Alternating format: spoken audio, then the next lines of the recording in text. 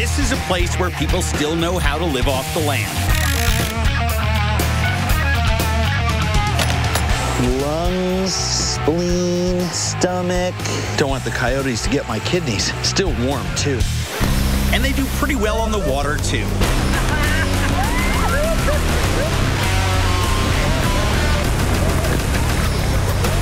In the mountains of West Virginia, the simplest way to get the best food is to go out and get it yourself. Sounds like we got some action up here. Here we go. Same way it's been done for thousands of years. There he goes. Went to the left, broke to the left. People here know how to preserve the best traditions of the past. Wow. Which means they still know how to cook things most other people have forgotten. And probably wouldn't think to try. Here's to you. This is something that I've only read about in books. I like my eggs fertilized. I think they taste a little better that way. I'm Andrew Zimmern. I don't have any turtle sperm, sir. And this is Bizarre Foods America.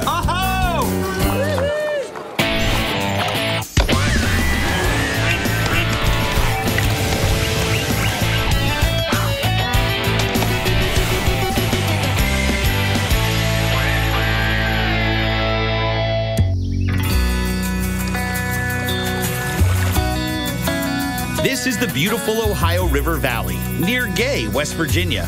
These mountains have been a prime hunting ground for thousands of years. Native Americans were stalking deer through these woods long before the arrival of European settlers. So the men I'll be hunting with today have inherited centuries worth of skills. This is Craig Ellis, a West Virginia native.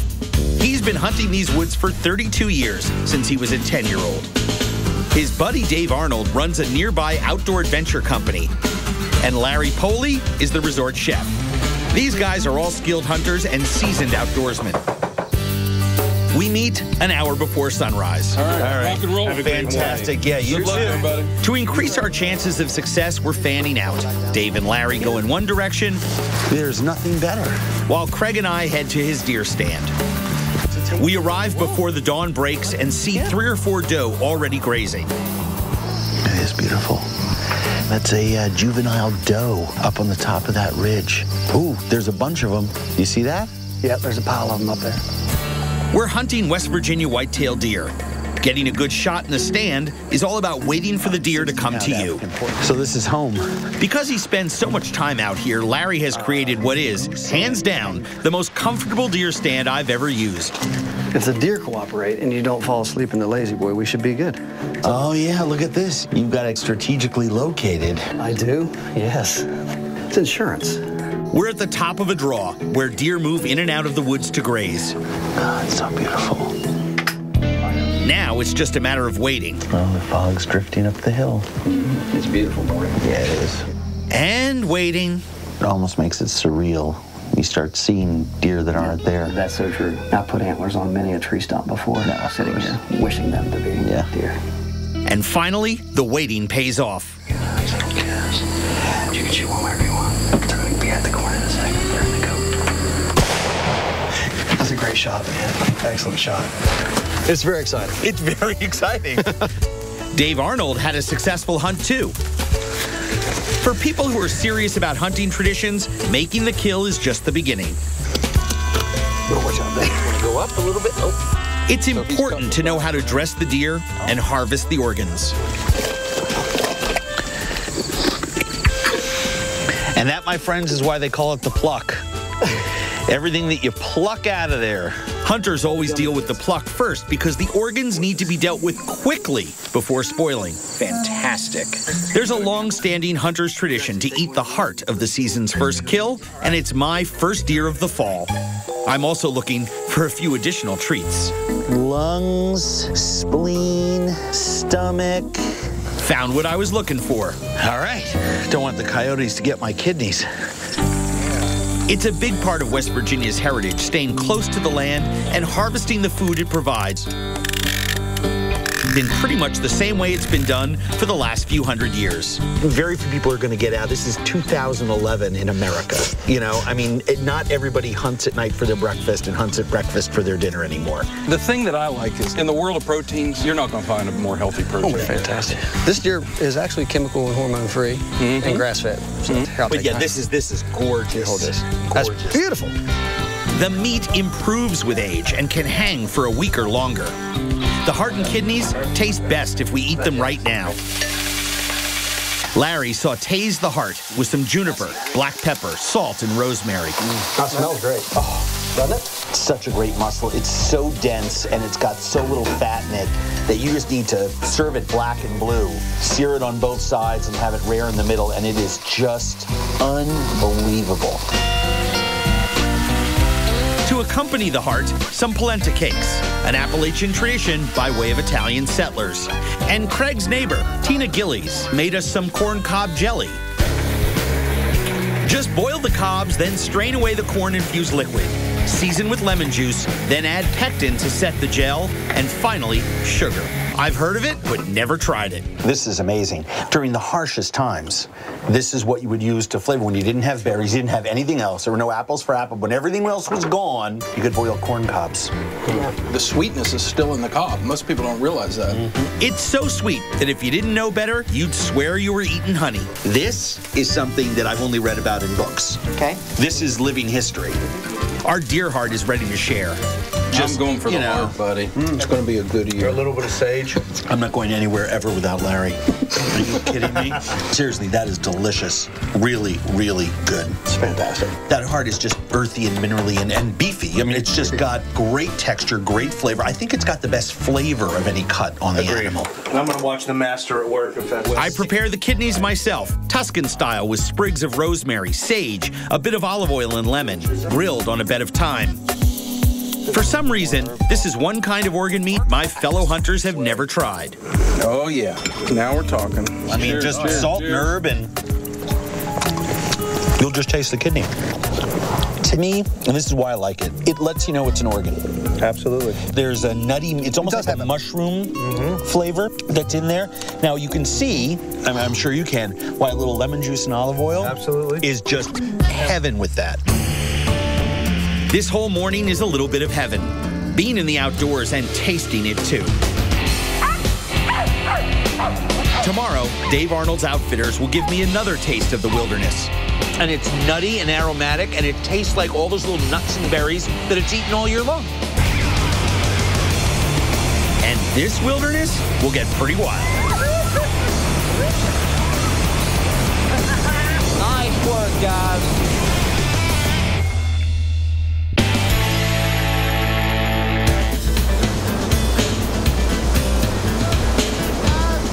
There's no better way to get deep into the West Virginia wilderness than this. And no better person to take me there than this guy.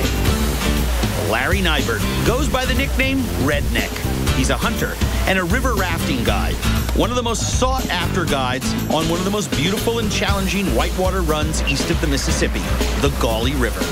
Larry's also very skillful at getting a plus-size model into a life vest. Been eating too much critter. Personally, I'm a member of PETA. People eating tasty animals. Exactly. So that won't be a problem. Filling out our crew, Redneck's joined by a few fellow river guides. Today's plan is to penetrate deep in the wilderness for a new kind of hunting experience for me. Hunting squirrel with dogs. All right, let's go play. Isn't that beautiful? We're on our way to a hunting area most easily reached by river raft, putting in at the stretch of the river known as the Middle Gauley. With a first-timer in the boat, Redneck puts us through the drills before the whitewater starts. Now, you guys on the right side paddle backwards, left side paddle forwards. Back right, forward left, okay? Stop, beautiful. I'm just as much part of this team as you guys are. Nobody is any more or less important here than anybody else. There are about a dozen rapids on this stretch of the Gauley, from challenging Class 3s to a couple of insanely dangerous Class 5s. This is the real deal. It's not all peaches and cream, okay? It starts off easy. Please take the time and the opportunity to look around. And what a beautiful, beautiful place we live in. Some rapids are so friendly, you can shoot them without the raft.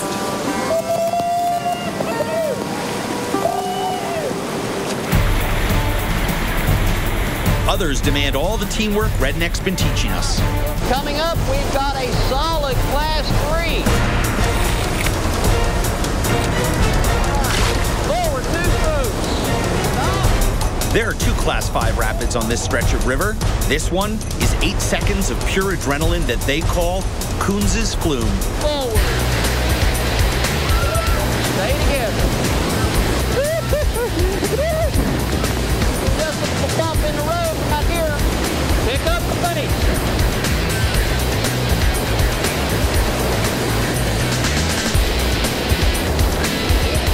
Nice work, guys. Let's get a little high five action up here. At the end of the run, we passed through one of the prettiest bends in the river, where the rock cliffs give it the name Canyon Doors.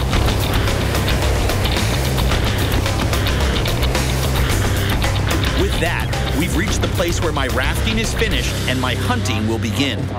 Now, it's true, you can get here by road, but it's nowhere near as much fun. If you have never done that before, you need to pause the TV, go to your computer, book your reservation, and do that. That was a blast. But that was just about getting here. Today's real job is hunting squirrel.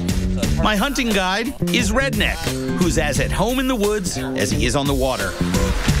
A West Virginia Renaissance man.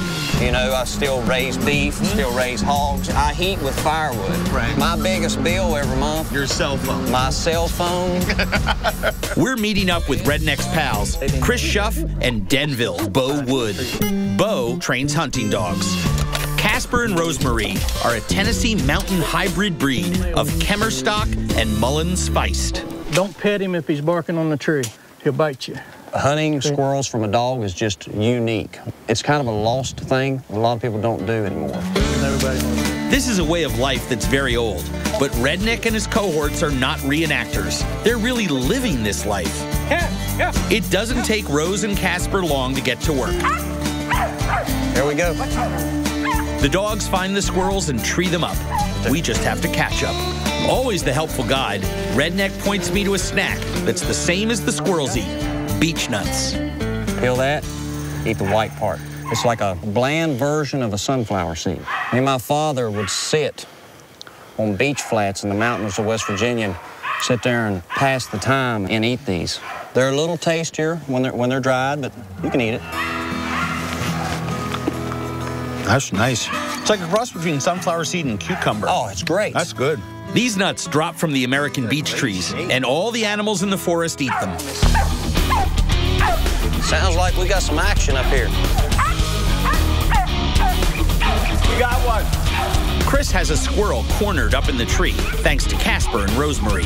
Get him, Rose. Where's he at, Rose? Watch him. We know it must be up there since the dogs are barking, but this critter is incredibly hard to spot. I take a shot just to jolt him from his position. There he goes. Went to the left, broke to the left. He's going in that other tree yonder. That's how it goes for most of the afternoon. There's a reason smart squirrel hunters wait for the leaves to fall before doing this. Outwitted by a bushy-tailed rat. Chris, Bo, and the dogs keep up the chase. Oh, now come on. But the rest of us are ready for a lunch break. Tucked away in the woods, there's a hunting camp run by Adventures on the Gorge, the outfitting company that Redneck works for. That's where my chef pals, Larry Poley and Tim White, are busy cooking up a lunch of wild game. Yes, sir. They've been working half the day, roasting a whole deer over hardwood coals for about 4 hours. So, I mean, look at just this mahogany, beautiful. Tender. We stuffed it with bacon, apples, pears, parsnips, turnips, little aromatic vegetables. This tastes like sweet nuts and crisp Virginia mountain air, doesn't it? Absolutely. It's as natural, as organic as it gets. I didn't get a squirrel, and I'd never been on a boat going down the river, so I don't know how well I paddled, but that's my deer. Larry cooked it, so let's give the credit where credit is due. Unbelievable job, guys. That right there. Great job. And now Chris and Bo come back with a squirrel. Oh! No way. Is that what you blasted that was up in the tree? I told you he was going to get one. Way to go, Chris. Look at that. You might think a bite of squirrel is anticlimactic after that gorgeous venison, but not when it's a squirrel from mountains like these. Come on. And not when you've got a chef like Tim White, who makes squirrel stock and thickens it with a light brown roux cooked in the pan drippings. This is one of my favorite meats in the whole world, and you never get to have it. And remember, it's a headshot, so there won't be any BBs in it. And it's nutty and aromatic, and it tastes like all those little nuts and berries that it's eaten all year long. What a great couple of days in the beautiful outdoors of West Virginia. Insane. And the hospitality is pretty darn good, too. We loved having you. We only hope you've enjoyed being had. You know, usually I always get the last word in. So sad. Thanks, Redneck. Anything for you, baby. Thank you. It should be obvious by now, West Virginia is a place that knows how to treasure its traditions. And here's a good place to find some of that treasure. An old-fashioned Appalachian hootenanny. Now if you can, double 1, 2, 3, double 1, 2, 3, 1, 2, 3. Oh, yeah, no way. Call it critter or varmint, but hunting and eating groundhog is new for me. The fat has a strong smell. You know? Well, that's pretty ripe.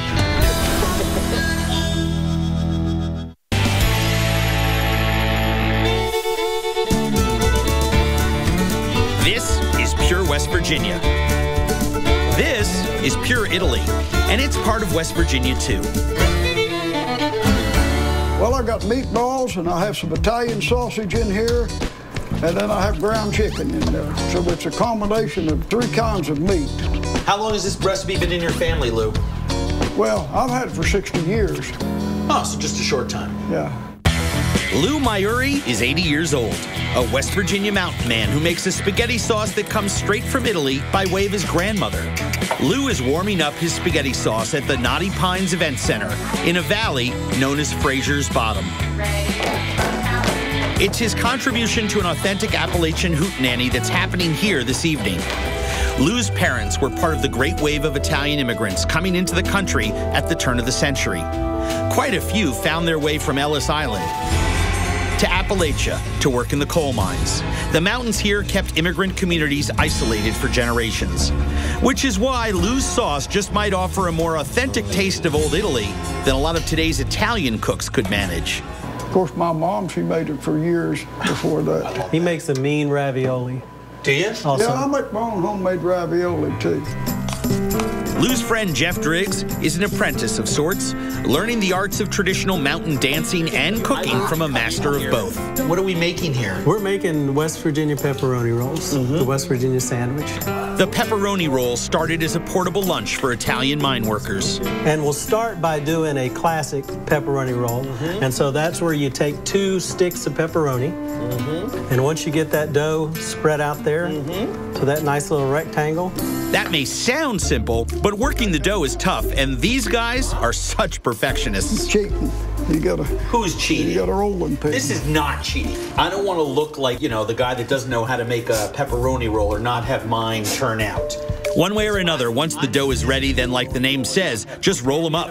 What's cool about it is when you have really fresh pepperoni like that, that oil releases into the dough. Sure. And it's pretty good stuff. No. You don't have to tell me twice. Pepperoni rolls have spread across West Virginia until they've become the unofficial state snack. You see them everywhere, but I doubt you'll find any that are better than these. Jeff was right about the fatty, oozing pepperoni oil. It does make different parts of the bread have a unique seasoning and texture. And it really is the beautiful part about this thing. And I now also know why you eat them when they're so hot. Because if this was cold, it would just be an oily, fatty mouthful. But hot, it's like mother's milk. The rolls and the sauce will be part of a fabulous potluck supper where friends and neighbors from miles around will be sharing music and a meal. But we'll get a sneak preview of Lou's sauce right here. You want to know something? I'd dunk an old boot in this and eat it for dinner. That's a heck of a sauce. Hootenanny is just an old country word for a party with music, dancing, and food. At this party, every dish harkens back to someone's ancestral roots. There's sausage and meatballs in there. I am all about this. Dig out one of them meatballs in there. I'm gonna dig out 2. I'll tell you something, there's nothing fussy or pretentious about this spaghetti and meat sauce. But man, oh man, is it just ridiculously good. I mean, it is a real meaty marinara. Along with the taste of Italy, there's plenty of homegrown mountain favorites. Pork, venison, pumpkin muffins, and these. This corn fritter is like a creamed corn fritter. It's phenomenal. Oh my gosh. You can have all the people in the world make stuff like this, but when you have like someone's grandma in West Virginia manning the fryer, it's all good. You know what I'm saying? It's actually Jeff's mom who makes them. Whoa. Using an old Welsh recipe she got from her mother. When I tell you that those corn fritters are one of the top 10 food experiences I've had in a long time, I am serious as a heart attack. And there's plenty of the kind of pickled and preserved foods you find in cellars all over West Virginia. Icons of domestic arts, born of necessity, providing food during winter, but delicious all year round. Holy moly. Pickled ramps, hot and sweet, I'm guessing. Ramps are a wild onion, but they taste like garlic on steroids. But the different ways they're pickled turn this relish tray into a candy store. Kind of tart with a little bit of honey finish. Let's see what these ones are all about. Oh, those are very, very mild. Grab one more. Excuse me. Oh, garlic. Wow. Woo! Here's the thing. In this part of the world, you can and put up everything that you want to eat all winter long because you don't want to waste anything that comes out of the garden. When evening comes, the eating winds down. 1, 2, 3. And the music takes center stage. For flat-foot dancing, all you need is a band, a big piece of wood, and steel-tipped shoes.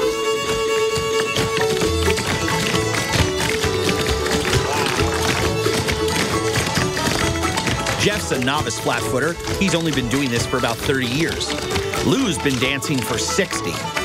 They're sharing the stage with 5th, 6th, and 7th graders representing the new generation of mountain dancers.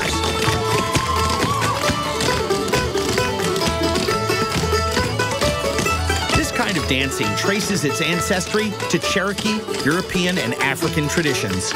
It's Appalachia's melting pot dance. It starts out simple. Ready? Now count to 3. Kick 1, 2, 3. Kick 1, 2, 3. Now if you can, double 1, 2, 3. Double Then it 1, gets 2, fancy. 3. 1, 2, 3. Oh, yeah, no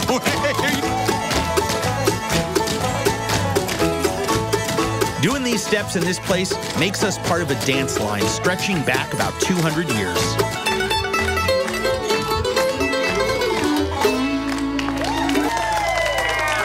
So thank you, because the only reason that I did halfway decently there was that I just kept thinking what you said in there is absolutely true, which is just feel the music and just go with it. That's all you have to do. Don't fight it. Just feel. Yeah, I think you're right.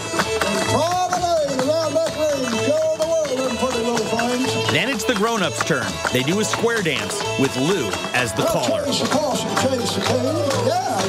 Now, for the record, when someone is calling the dance, the event ceases to be a hootenanny and it becomes a hoedown. Whatever the name, this is a sight of Americana you will not see in many other places. Just tradition around these parts, and such a cool thing to see.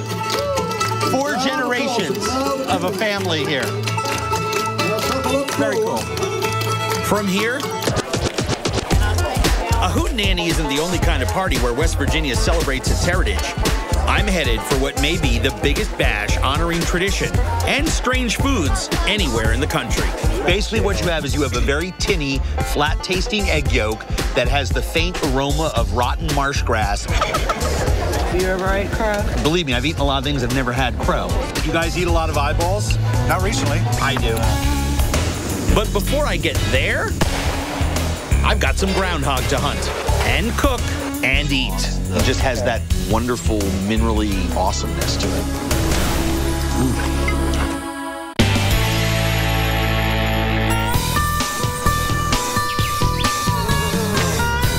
At Fishhawk Acres Farm, the old West Virginia ways of hunting, cooking, and canning have never gone out of style. And they're being remade in the hands of serious chefs, turning the hard-scrabble meals of their childhood into fine dining. Dale Hawkins and his friend Tim Urbanek will be doing the cooking. Dale's dad, Glenn Hawkins, is supplying the meat, and I'm going out with him to get it. He was a fat one, too. We're hunting groundhog, a.k.a. woodchuck, or, as it's called in these mountains, whistle pig. There's usually groundhog right in there. Once you spot a groundhog, you follow it to its hole. I think you're right. I think that is a hole. And then you have to wait. If you pull up and just stop and wait, usually within 5 minutes, they'll pop her head right back up out of the hole if we could find one out somewhere. Glenn is a direct connection to a way of life where hunting was the only way to put meat on the table. So you've done your share of hunting in your life? A lot of it. One winter when I was growing up, my dad was laid off in the coal mines. We lived on squirrel and deer meat. That was our main source of meat, was deer and squirrel. Right. And today, it's groundhog. Shazam. Well, that's my first groundhog. Back at the farm, Glenn does the prep work. Skinning the groundhog and removing the fat. The fat gives it a strong taste, so you need to get the fat off of it. Yeah. A woodchuck and a groundhog are the same animal, right? And a whistle pig. And a whistle pig. Late in the evening, when it starts getting dark, they'll stand up at their hole and look around, and they can actually whistle. You can hear them whistle. Those three are all the same. That's where they get their name, whistle pig. All right. Look at that. The inner fat in it. It's unbelievable. The fat has a strong smell. Oh, well, that's pretty ripe. I don't know what you call strong. That is a strong smell, which is why a lot of people get turned off sometimes to critter, because they have them when they're not cleaned right. And once you strip the fat and twice cook them and everything, it's like mother's milk, right? It delicious. Is. Very good. But nice lean meat. After trimming the fat, you prepare this meat by blanching it first in salt water. Then it's ready to go into a traditional mountain dish. We're going to make a burgoo. Oh, fantastic. A burgoo, sometimes called booyah up north, is a stew made from whatever ingredients you happen to have on hand. Dale and Tim add carrots, celery, onions, and potatoes. And traditional burgoo always uses at least 3 kinds of meat. Well, we're going to use venison, woodchuck, and chicken. But, you know, with burgoo, it was originally designed for lumber camps. And so they used bear, squirrel, whatever they had laying around. What Dale's got lying around to add to the pot is some of his homemade pork sausage. Oh my, that's going to be so good. For the venison, Dale goes to the cellar, where his mom and dad keep their homemade canned goods. Watch your head here. Check out the stash. That is insane. Woo! West Virginia farmers can meat as well as vegetables, so last season's venison can go into today's burgoo. There's everything you can think of in here. Tomato sauce, pickled ramps over there. There's venison, beans, corn. There's jams and jellies. Jams and jellies, apple butter. What's the white stuff? Is that fat? Lard. Lard. I just like a jar of that in a spoon. We've got all the ingredients we need. Now it's all about how we use them. We're going to start layering the flavors with our aromatics, with carrot, celery, and Now, do you think 100 years ago when cooks were standing around the stove, one of them said to the other, let's layer our flavors? Let's layer our flavors and start with our aromatics? I think they threw everything in it, put water on it, and boiled the hell out of it. Exactly. That's great, because then you get burgoo flavor. That's going to taste good. But when you take the steps and you're actually able to layer those flavors, that's what makes great food, which is what takes something rustic and traditional and elevates it up into something that is so worth preserving. This kind of citified traditional cooking is a style known down here as New Appalachian. We're going to have burgoo, which has a lot of cultural heritage, a lot of history to it. But also we're going to have cacciatore. A lot of Italians came in here to mine coal, and I'm sure that they cooked it this way. Groundhog cacciatore is an Italian hunter stew braised in red wine along with peppers and tomatoes. I'm guessing the guys at the old work camps never had it this good. Wow. Yeah. That's beefy. Yeah.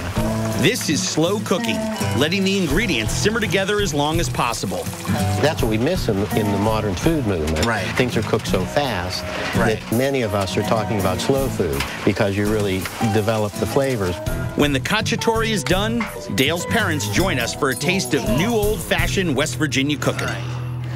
All right. Well, I've never had woodchuck cacciatore, so I'm savoring every minute. Good. It's not all that bad. Are you kidding? That is awesome. That beefy sort of quality that the woodchuck has is perfect for it. I mean, just has that wonderful minerally awesomeness to it.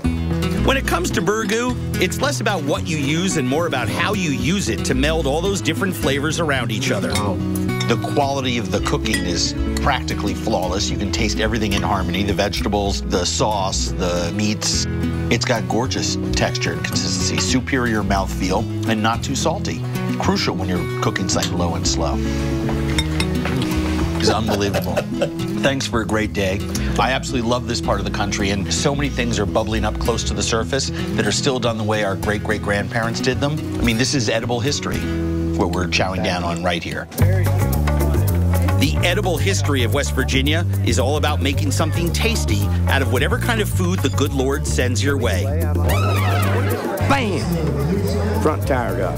That's why a roadkill cook-off is quintessential West Virginia. I can tell by the scars that the pickup left. He had a broken spine here. From mink chowder to hardtop hair. Remove skin, remove gravel or other embedded objects. Wash carefully. This is an event I was born to judge. At the roadkill cook-off, I'm treated like a god.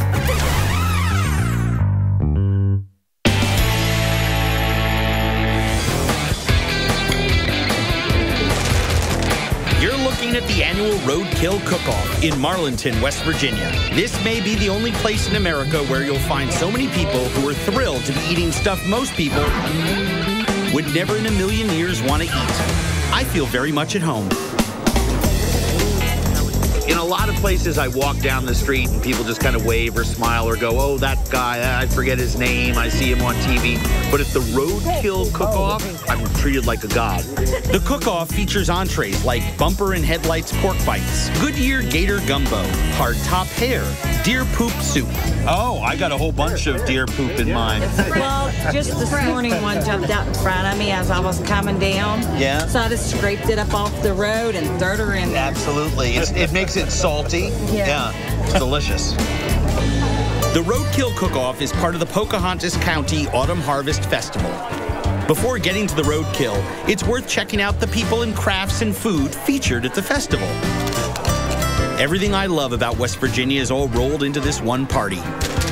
Old traditions are still lively here, like kettle corn, made with sugared oil, just like it's been for the past 200 years. That's spectacular. And people here take a lot of pride in what comes out of their home kitchens. What's that? Those are cornflake chews. My mom made. A cornflake chew is a brand new experience for me. Peanut butter, K-Rose syrup, sugar, and cornflakes. That's it. It's really good. I would have never thought in 1,000 years to put peanut butter in with the cornflakes, and it works like a charm.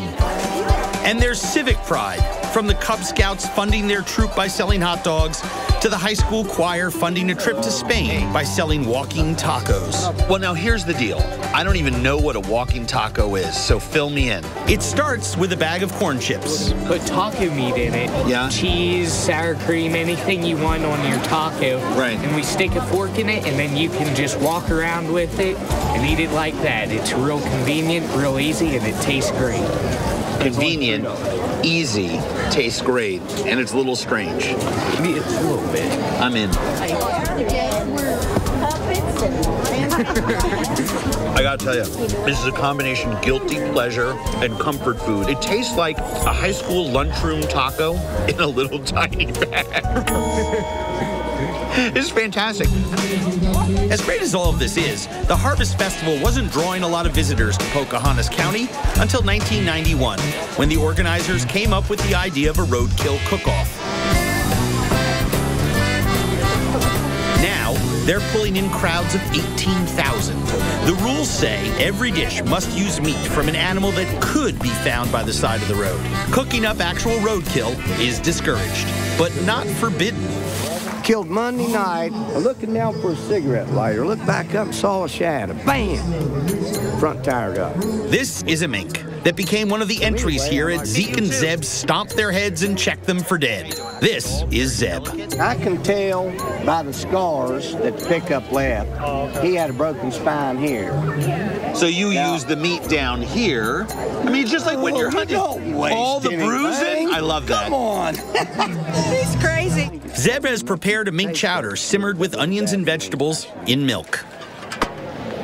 How is it? That is very, very mild. Very nice combination with the milky cheddar. I think you picked a really nice medium to enjoy the meat, because if you put mink and chili or something big, you wouldn't taste all of that earthy, good rodentness. It's very mild. It tastes like a cross between a young pig and a lamb.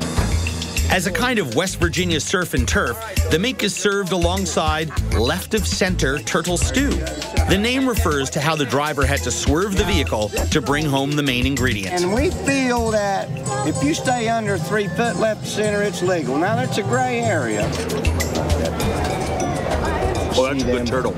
Is it? That's good turtle. Like one of the eggs. That is good turtle. You got one? I like my eggs fertilized. I think they taste a little better that way, and they have a little more toothsome crunch. I don't have any turtle sperm, sir. But that right there, I didn't ask you to artificially inseminate it. I asked you for one that God took care of. I really didn't come out of my mouth. Oh, Lord. Basically what you have is you have a very tinny, flat-tasting egg yolk that has the faint aroma of rotten marsh grass, and you've coated it in a thick, rubbery, Vaseline-like substance. For the record, Zeb's real name is Charlie Waters, and whether his ingredients really came from under the wheels of his car, I'll never know. But at the Roadkill Festival, West Virginians like to poke some fun at hillbilly stereotypes. Contestants are judged on presentation and imagination, as well as the taste of their food. And this year, I'm one of the people doing the judging. It will be a chance to pick up some tips on food prep, scrape rabbit from road, drive home quickly, and a chance to make good use of my particular kind of expertise. You guys eat a lot of eyeballs? Not recently. I do. I know.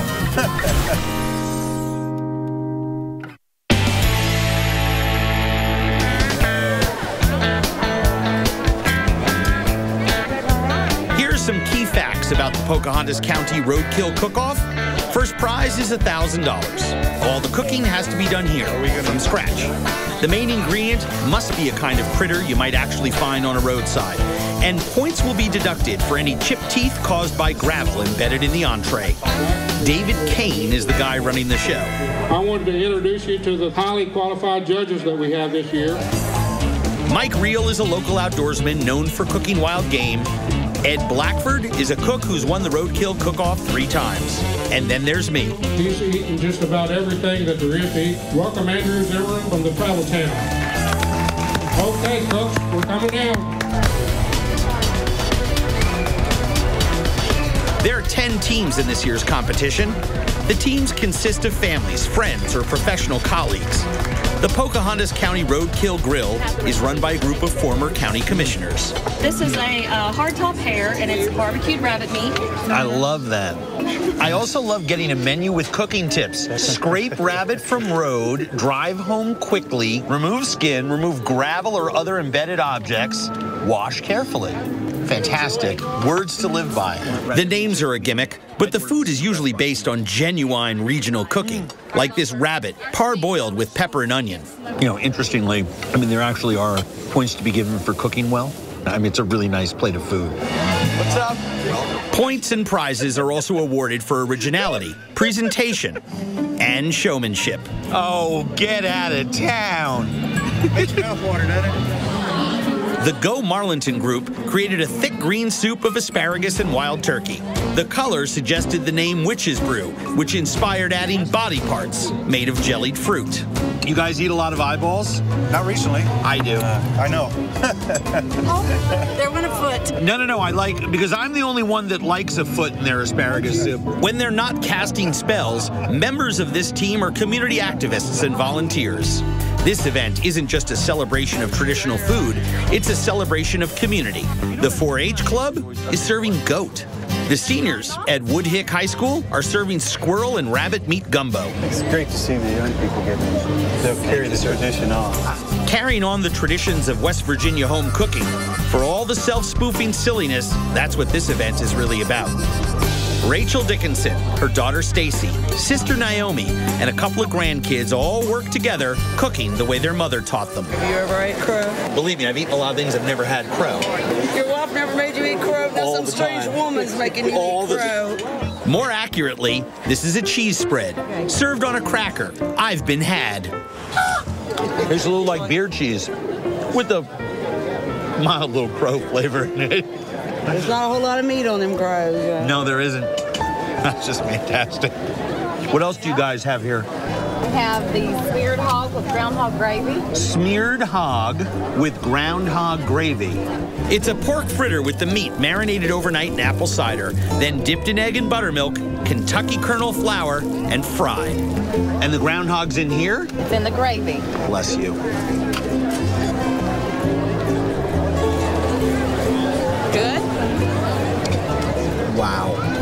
You can say this is strange all you want, but this is just elegant ground meat sausage, crumbled up with a homemade biscuit with some of the best gravy you will ever taste in your life, and I could eat about 75 pounds of that. When everything's been tasted and the judges tally the score, third place and $250 go to the Roadkill Grill for their hardtop hare. Second place of $450 goes to the Witches and Warlocks of Go Marlinton, along with a bonus for best showmanship. And the $1,000 first prize winner, the Ridge Runners. Rachel, come on down.